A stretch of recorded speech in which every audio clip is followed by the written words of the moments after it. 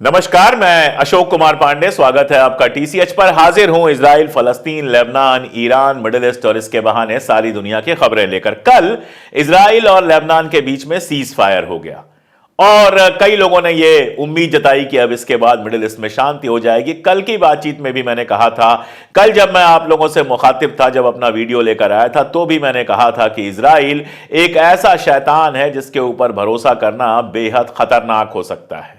इधर लेबनान के साथ पीस की बात हुई, लेबनान के साथ सीज फायर की बात हुई और उधर तुरंत सीरिया में बवाल शुरू हो गया। सीरिया में अलेप्पो के ऊपर कब्जा करने की कोशिश की एचटीएस ने, जिसके बारे में हम अच्छी तरह से जानते हैं कि यह आईएसआईएस का हिस्सा है और आईएसआईएस के बारे में अब दुनिया जानती है कि वह अमेरिका और इजराइल के लिए काम करता है। दरअसल ज्यों ही यह सीज फायर होता है, उसके तुरंत बाद यह खबर आती है कि इजराइल ने एक बार फिर सीरिया में बमबारी की है। उसके बाद खबर आती है कि हयात तहरीर अल शाम, जो ये ऑर्गेनाइजेशन है, एचटीएस जिसको कहते हैं, इसने अलेप्पो के ऊपर कब्जा करने के लिए हमला कर दिया है और सीरिया की आर्मी के साथ इसकी तीखी लड़ाई हो रही है। कई अखबारों का मानना है कि यह अब तक का सबसे बड़ा हमला है। अलेप्पो और उसके आसपास का वो एरिया है जहां शिया रहते हैं और जहां माना जाता है कि रेजिस्टेंस के लिए सबसे ज्यादा समर्थन करने वाले लोग रहते हैं।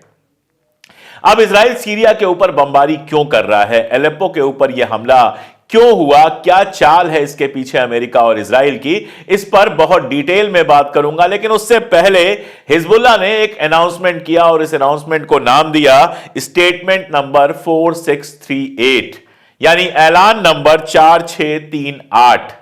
इस ऐलान में उसने बताया कि इजराइल को उसने कितना नुकसान पहुंचाया है। इस ऐलान के मुताबिक 130 से ज्यादा लोग मारे गए हैं, इजरायली सैनिक मारे गए हैं।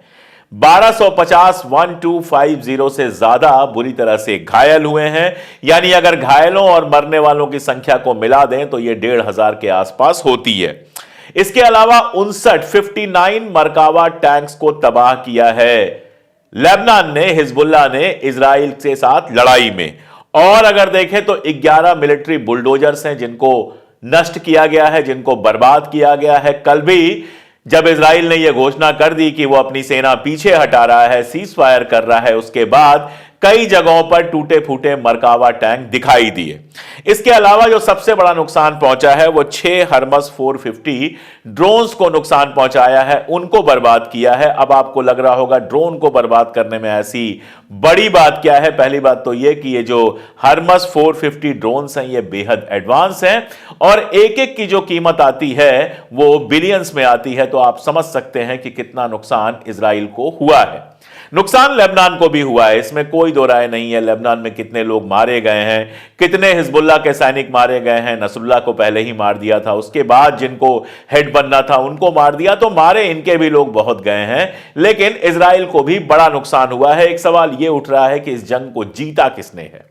इजराइल अपने दावे कर रहा है कि उसने इस जंग को जीत लिया है। इजराइल की जो एजेंसीज हैं, आईडीएफ वगैरह का अगर आप ट्विटर हैंडल देखेंगे तो वो इसको जीत बता रहे हैं। सबसे बड़ा सवाल तो यही उठता है कि जीत का मतलब क्या है। जीत का मतलब यह है कि आपने जो तय किया था वो सब कुछ आपको मिल जाए। आपको अच्छी तरह से वो वीडियो याद होगा जिसमें जो नया नया रक्षा मंत्री बना है, डिफेंस मिनिस्टर उनका बना है सार, वो घोषणा कर रहा था, वो ऐलान कर रहा था कि जब तक हिजबुल्लाह से हथियार पूरी तरह से खत्म नहीं कर लिए जाएंगे, जब तक डिसआर्म नहीं कर दिया जाएगा, तब तक यह जंग बंद नहीं होगी। ये हमारी इस जंग का नया उद्देश्य है। इस वजह से हम इस जंग को कर रहे हैं कि हिजबुल्लाह को हमको पूरी तरह से बिना हथियारों के करना है। और जब वो ये कह रहा था तो हलेवी, जो उनके आर्मी के चीफ हैं, उन्होंने जिस तरह से देखा था सार को, उससे लग रहा था कि वो कहना चाहता है क्या बकवास कर रहे हो यार, यहां हमारे लोग रोज मारे जा रहे हैं, यहां हमारे मरकावा टैंक उड़ाए जा रहे हैं, 50,000 लोगों को लेकर हम लेबनान के अंदर घुसने में नाकामयाब हैं और तुम कह रहे हो कि हिजबुल्लाह से हथियार छीन लेंगे। यह गलत साबित हुआ। हिजबुल्लाह के पास आज भी हथियार है। हिजबुल्लाह का कहना है कि वो आगे भी जंग के लिए पूरी तरह से तैयार है। दूसरी क्या बात थी? दूसरी बात यह थी कि नार्दर्न इजराइल से जो 1 लाख से आसपास लोग घर छोड़कर चले गए थे, अपने घरों को उन्होंने छोड़ दिया था और इजराइल के दूसरे इलाकों में डर के मारे चले गए थे, उनको वापस करने का एक दूसरा एम था जो नेतन्याहू ने खुद ऐलान किया था। अब तक लोग वापस नहीं आए। लेबनान से तो ढेर सारी तस्वीरें आ रही हैं, लोग नाचते गाते हुए, हिजबुल्लाह का झंडा फहराते हुए, हंसते हुए अपने अपने घरों की तरफ लौट रहे हैं। लेकिन अभी तक नॉर्दर्न इजराइल के जो लोग हैं वो अपने घरों में लौट के नहीं आए हैं। तो ये भी जो एम था, ये भी एम इजराइल का पूरा नहीं हुआ। फिर ये जीत कैसे कही जाए? दरअसल बीबीसी में एक सर्वे छपा है और यह सर्वे बताता है कि इजराइल के 50% से ज्यादा लोग ये मानते हैं कि इजराइल ने यह जंग जीती नहीं है। और अगर जीती नहीं है तो क्या किया है? जीती नहीं है तो हारी है। जो आपका उद्देश्य था, जो आपके एम्स थे, जो आप करना चाहते थे, वो कर नहीं पाए और आपको जंगबंदी के लिए हां कहनी पड़ी और उन्हीं शर्तों पे कहनी पड़ी जो लेबनान ने रखा था। आपकी कोई नई शर्त उसमें जोड़ी नहीं गई, तो कैसे मान लिया जाए कि आप जीते हैं? दरअसल इजराइल इस जंग में हारा है। एक और थ्योरी है जिसको समझना बहुत जरूरी है, लेकिन उसके पहले यह तस्वीर देख लीजिए। लेबनान के जो लड़ाके, हिजबुल्लाह के जो लड़ाके उन इलाकों में लड़ रहे थे, जो घर खाली हो गए थे, जो घर लोग खाली करके चले गए थे, उन घरों में रह रहे थे, हो सकता है वहां खाना भी खाया हो, आराम किया हो। उन्होंने एक शुक्राना लिखा जिन घरों में वो रुके थे। ऐसे बहुत सारे शुक्राने इंटरनेट पे दिखाई दिए, अलग अलग घरों पे लिखे हुए। एक शुक्राना लिखा कि आपके घर ने हमें पनाह दी, आपके घर की रोटी हमने खाई, आपके घर पर हमने आराम किया, हम आपके शुक्रगुजार हैं। और साथ में कुछ पैसे भी रख दिए ताकि जो अनाज और बाकी सारी चीजें इस्तेमाल की हैं उसका खर्च लोगों को मिल जाए। यह होती है अपनी जमीन से, अपने लोगों से मोहब्बत। खैर, जो दूसरी थ्योरी है वो ज्यादा इंपॉर्टेंट है। कल की तारीख थी 27 तारीख को 60 दिन के 60 डेज के सीज फायर की बात हुई है। अब 60 डेज बाद क्या तारीख होगी? 27 जनवरी। 20 जनवरी को ट्रंप कुर्सी पर बैठ जाएगा। एक थ्योरी यह है कि लेबनान यानी कि हिजबुल्लाह और इजराइल दोनों इस जंगबंदी पर इसलिए राजी हुए हैं कि एक बार ट्रंप गद्दी पे बैठ जाए, वो देखे कि क्या पॉलिसीज उसको अपनानी है इजराइल में, लेबनान में, फलस्तीन में, और आगे का फैसला उसी हिसाब से लिया जाए।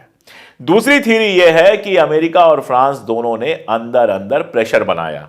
अमेरिका ने घोषणा तो नहीं की, ऐलान तो नहीं किया, लेकिन हथियारों की जो खेप आनी थी उसको रोक के रखा।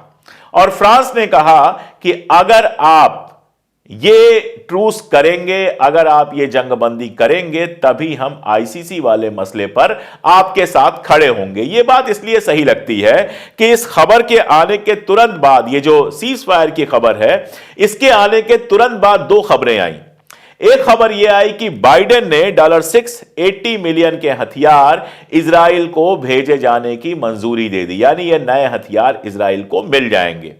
और दूसरी खबर यह है कि फ्रांस ने सीज फायर के तुरंत बाद यह ऐलान किया कि आईसीसी का जो फैसला है उसको बेंजामिन नेतन्याहू के लिए हम लागू नहीं करेंगे। अब बहुत मजेदार है कि जब पुतिन के खिलाफ आईसीसी का फैसला आया था तो फ्रांस ने कहा था कि किसी को भी लॉ से कोई छूट नहीं मिलनी चाहिए, लेकिन जब नेतन्याहू का फैसला आ रहा है तो नेतन्याहू के लिए अब वो इम्यूनिटी की बात कर रहा है। शुरू में उसने कहा था कि आईसीसी का डिसीजन वो मानेगा, लेकिन ये जंगबंदी होने के बाद, ये सीज फायर होने के बाद उसका ये कहना है कि अब नेतन्याहू को हम आईसीसी के हिसाब से गिरफ्तार नहीं करेंगे। तो जब आईसीसी का फैसला आया था, मैंने डिटेल में अपने वीडियो पे बात की थी और आपको कहा था कि यह बहुत भारी पड़ने वाला है। उसका मतलब यही है, अगर आईसीसी का फैसला नहीं होता तो फ्रांस इस तरह से उसके ऊपर प्रेशर नहीं बना पाता।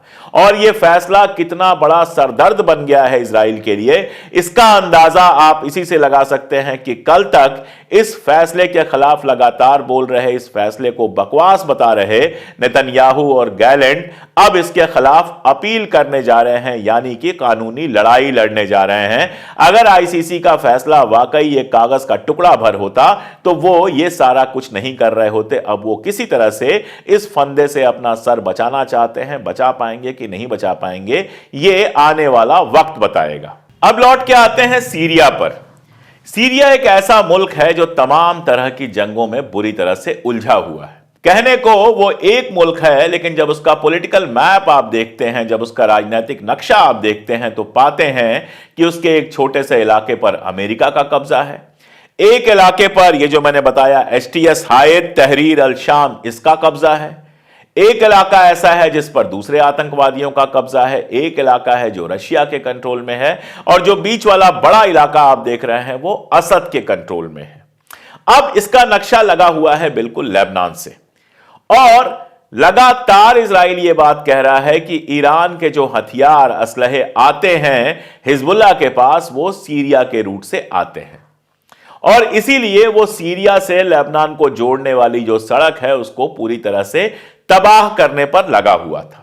सीज फायर के बाद हिजबुल्लाह ने ऐलान किया कि उस सड़क को हम दोबारा से बनाएंगे, रीस्टोर करेंगे, और उसके तुरंत बाद आप देखिए जो ये आतंकवादी हैं हयात तहरीर अल शाम, जिसको अमेरिका ने भी आतंकवादी संगठन घोषित किया हुआ है, लेकिन जिसको सपोर्ट करता है अमेरिका और इजराइल पीछे से, जो आईएसआईएस का एक हिस्सा है, और आईएसआईएस के बारे में अब सब लोग जानते हैं कि किस तरह से इजराइल और अमेरिका ने उसको सपोर्ट किया सीरिया के अंदर तबाही फैलाने में, सीरिया के अंदर एनार्की फैलाने में। वो संगठन तुरंत इसके बाद हमला कर देता है एलेप्पो के ऊपर, और एलेप्पो को कब्जा करने की कोशिश करता है। सीरिया की फौजें उससे लड़ रही हैं, बड़ी संख्या में आतंकवादी मारे गए हैं, और सीरिया के भी काफी सैनिक मारे गए हैं। अब मैंने बताया आपको कि वहां पर अमेरिका का भी एक हिस्से में कब्जा है, एक हिस्से पर टर्की से जुड़ा हुआ जो आतंकवादी संगठन है उसका कब्जा है। ये सारे लोग सीरिया से तेल, अनाज और ये सारा कुछ चुराने की जुगत में लगे रहते हैं। पूरे खाड़ी में, पूरे मिडिल ईस्ट में अमेरिका ने जो अपने अलग अलग ठिकाने बनाए हुए हैं, चाहे वो इराक में हो चाहे बाकी सारी जगहों पे हो, उसका मतलब सिर्फ एक है, वहां का तेल चुराना, वहां का अनाज चुराना, और वहां के माल से, वहां के खनिज से, वहां के तेल से अपना फायदा उठाना। ईरान के साथ मैंने जो वीडियो बनाया था, ईरान और अमेरिका में क्यों दिक्कत है ये बताते हुए, ईरानियन रिवॉल्यूशन वगैरह को लेते हुए जो लंबा वीडियो मैंने बनाया था, उसमें मैंने आपको बताया था कि अमेरिका ईरान से नाराज इसीलिए है कि शाह को हटाने के बाद ईरान ने अपना तेल कहीं से भी अमेरिका या इंग्लैंड को देने से इनकार कर दिया। ऐसे ही इराक में तेल का नेशनलाइजेशन अगर नहीं किया होता सद्दाम हुसैन ने, अगर तेल की लूट की खुली छूट अमेरिका को मिलती रहती, और सद्दाम हुसैन अगर इजराइल के खिलाफ खड़ा नहीं होता, तो वो कितने भी शिया लोगों को मार देता, कितने भी कुर्दों को मार देता, कुछ भी करता, अमेरिका के ऊपर कोई असर नहीं पड़ता। और इसीलिए सद्दाम हुसैन के मरने के तुरंत बाद इराक में जो अपने ठिकाने बनाए गए, उनका काम भी यही है, इराक का तेल लूटना, इराक का गेहूं लूटना, इराक का ऑलिव लूटना, और इसीलिए वहां पर अमेरिका है। यही वजह है कि चाहे लीबिया हो, चाहे इराक हो, चाहे सीरिया हो, जहां जहां अमेरिका के पांव पड़े वहां कभी भी शांति स्थापित नहीं हो गई। लीबिया के बारे में कहा गया कि बहुत बुरा शासक था गद्दाफी, मैं उसके बारे में डिटेल में एक वीडियो लेकर आऊंगा, लेकिन यह भी हकीकत है कि गद्दाफी के जाने के बाद लीबिया में कभी शांति नहीं रही, लगातार लहू बह रहा है। इराक में सद्दाम के जाने के बाद लगातार लड़ाइयां चल रही हैं, और सीरिया में असद को गद्दी से हटाने के लिए लगातार इजराइल और उसके साथ साथ अमेरिका भी लगे हुए हैं। तो ये जो 60 दिन है, इनका फायदा उठाकर इजराइल किसी भी तरह सीरिया को फिर से डिस्टर्ब करना चाहता है। अब ये कितना डिस्टर्ब कर पाता है, कितना नहीं कर पाता है, ये देखने वाली बात होगी। ईरान से कल एक बयान आया, और बड़ा बयान आया। ईरान ने कहा कि लेबनान के साथ इजराइल का जो सीज फायर हुआ है, हम उसको तो वेलकम करते हैं, लेकिन इजराइल पर हमला करने का जो हमारा अधिकार है वो बना हुआ है। जब हमें हमला करना होगा करेंगे, इसके लिए हम किसी से इजाजत लेने नहीं जाएंगे। लेकिन सबसे बड़ा जो सवाल है, कल भी मैंने कहा था, आज भी कहा था, वो गजा का सवाल है। अब अगर आप गजा को लेकर दुनिया भर में आ रही खबरें देखें तो आप पाएंगे कि रॉयटर्स कहता है कि गजा पर किसी भी तरह के सीज फायर की फिलहाल कोई उम्मीद नहीं है। यह कह रहा है अमेरिका का अखबार रॉयटर्स। लेकिन वहीं अगर आप एक्सियोस को देखेंगे तो एक्सियोस ये कहता है कि बाइडेन, बराक डेविड का उसमें आर्टिकल है जो कहता है कि बाइडेन से जब कल बात हुई नेतन्याहू की, तो वो कुछ ही मिनटों की बात थी, सीज फायर के बाद जो बात हुई, और उतनी सी बातचीत में बाइडेन ने कहा कि अब अगला कदम यह होना चाहिए कि गजा में सीज फायर हो और हमारे जो होस्टेजेज हैं वो वापस आए। नेतन्याहू दरअसल गजा में सीज फायर बिल्कुल नहीं चाहता है, वो गजा पर कब्जा करना चाहता है, और चाह के भी उसकी प्लानिंग यही थी कि 6 महीने साल भर की लड़ाई में गजा पर कब्जा हो जाएगा। लेकिन गजा के लड़ाकों ने अब तक वहां पर कब्जा नहीं होने दिया है। गजा में जबरदस्त तबाही हुई है। अगर मैं ये झूठ बोलूं कि गजा में तबाही नहीं हुई है तो इसका कोई मतलब नहीं है। गजा में तबाही हुई है, मस्जिदें तोड़ दी गई हैं, सारे के सारे हॉस्पिटल्स को बुरी तरह से नुकसान पहुंचाया गया है। लोगों को कई कई कैंप बदलने पड़े हैं। इस समय जाड़े का मौसम चल रहा है, बीच बीच में बारिश हो रही है, बहुत बुरा हाल है, इसमें कोई दो राय नहीं है। लेकिन दो बातें हुई हैं जो बेहद इंपॉर्टेंट हैं। एक तो यह कि इस बार गजा के लोग गजा को छोड़ने के लिए तैयार नहीं हैं। हालात जितने भी बुरे हैं वो गजा में ही जमे हुए हैं। हालात के बारे में आप बस सोच के देखिए कि इमदाद जो जा रही है उसके साथ इजराइल पहले तो रोक रहा है उसको। एक बदमाशी सामने आई कि जो शक्कर की बोरियां आई थी उसमें शक्कर की जगह रेत भर के भेजा गया। मतलब शैतानियत की कोई हद होती होगी, लेकिन इजराइल की कोई हद नहीं है। यह तस्वीर तो अब खैर आइकॉनिक बन गई है, जिसमें एक एम्बुलेंस को रोकने के लिए दोनों तरफ से टैंक लगा दिए गए हैं। हर तरह से गजा को परेशान कर रहा है। स्मॉरिश का कल का बयान मैंने आपको बताया ही था, जिसमें वो कहता है कि 2 साल में हम गजा की आबादी को आधा करना चाहते हैं। तो गजा पर किसी भी तरह वो कब्जा करना चाहता है। वो जानता है कि कितना भी सीज फायर हो जाए, 2 साल 4 साल शांति रहेगी, लेकिन जिस तरह से फलस्तीनियों को उसने दबाया है, फलस्तीनी आज नहीं कल फिर खड़े होंगे। दूसरा, शायद वो वेट कर रहा है कि ट्रंप क्या कहता है। अगर ट्रंप प्रेशर बनाएगा तब तो निश्चित रूप से सीज फायर होगा। बाइडेन चाहते हैं कि जाने के पहले वो सीज फायर करा दें, फिर ट्रंप आए तो उसको जो करना हो वो करे। और किसी भी तरह से नेतन्याहू गजा का सीज फायर टाल रहा है। यहां एक और सवाल है कि क्या हिजबुल्लाह ने गजा के लोगों को अकेला छोड़ दिया है? क्योंकि नसरुल्लाह साहब के जमाने से, जब नसरुल्लाह साहब जिंदा थे और यह लड़ाई शुरू हुई थी साल भर पहले, तब भी यही कहा गया था कि हम इधर से लगातार प्रेशर बनाए रखेंगे ताकि गजा में जो आर्मी जाए उसका एक हिस्सा उनको लेबनान के बॉर्डर पर लगाना पड़े। अब जब लेबनान में यह लड़ाई खत्म हो गई है तो बेंजामिन नेतन्याहू के पास यह मौका है कि पूरी की पूरी आर्मी को वो फिर से गजा की तरफ मोड़ दे। तो क्या लेबनान ने गजा को अकेला छोड़ दिया है? दावे तो यही किए हैं कि हम कभी भी गजा को अकेला नहीं छोड़ेंगे, लेकिन इसका क्या मतलब है? इन 60 दिनों में गजा में क्या होगा? इससे यह बात तय होगी कि हिजबुल्लाह गजा के कितना साथ है, कितना साथ नहीं है। मेरी अपनी समझ यह है कि लेबनान ने जो ये 2 महीने का रेस्ट लिया है, सीज फायर किया है, वो इसलिए भी किया है कि 2 महीने में अपनी आर्मी को, अपने लोगों को, अपने असलहों को जरा वो नए तरीके से ऑर्गेनाइज कर ले, ताकि अगर लंबी लड़ाई होती है तो उसमें वो शामिल हो सके। अब इस बीच में अगर ईरान हमला करता है तो सारी चीजें बदल जाएंगी। इराकी मिलिशिया ने कहा है कि हमारा हमला तो जारी रहेगा, हूथी ने भी कहा है कि हमारे हमले जारी रहेंगे। तो सीज फायर के बावजूद ऐसा नहीं है कि मिडिल ईस्ट में सब कुछ वैसा हो गया है जैसा 7 अक्टूबर से पहले था। अभी भी चीजें बहुत उलझी हुई हैं। सीरिया में आप जानते हैं रशियन प्रेजेंस है, और रशिया अगर इन हमलों के खिलाफ बड़ा कदम कोई उठाता है, उधर यूक्रेन से लड़ाई चल ही रही है, तो किसी भी मोमेंट पर यह सीज फायर टूट भी सकता है। मैं आपको बता रहा था कि बीबीसी में जो सर्वे छपा है उसमें 50% लोगों ने कहा है कि हिजबुल्लाह की हार हुई है, और 30% लोगों ने कहा है कि यह सीज फायर लंबा नहीं चलने वाला। बाइडेन और ट्रंप के लिए सबसे बड़ी चुनौती यही होगी कि इस सीज फायर को लंबा चला सकें वो। तो क्या होता है, कैसे होता है, जब होगा, जैसे होगा, मैं अपडेट करता रहूंगा। आप लोग हमसे जुड़े रहते हैं, लगातार वीडियोस देखते हैं, बहुत ही हिम्मत बढ़ाने वाले कमेंट्स करते हैं। इन सब के लिए आपका बहुत शुक्रिया। हमसे जुड़ने का रास्ता आपको पता है, पिन कमेंट या फिर हमारा जो डिस्क्रिप्शन है उसको खोल के देखिए। आप हमारे मेंबर बन सकते हैं, सीधी मदद कर सकते हैं, सुपर थैंक्स दे सकते हैं, और अगर अब तक सब्सक्राइब ना किया हो तो सब्सक्राइब तो जरूर कर लें। आप जुड़े हैं इसीलिए हमारी ताकत है। वो सच लगातार कह पाते हैं जो कहने की हिम्मत यहां का या वहां का गोदी मीडिया कभी नहीं कर पाएगा। आज के लिए इतना ही, बहुत शुक्रिया।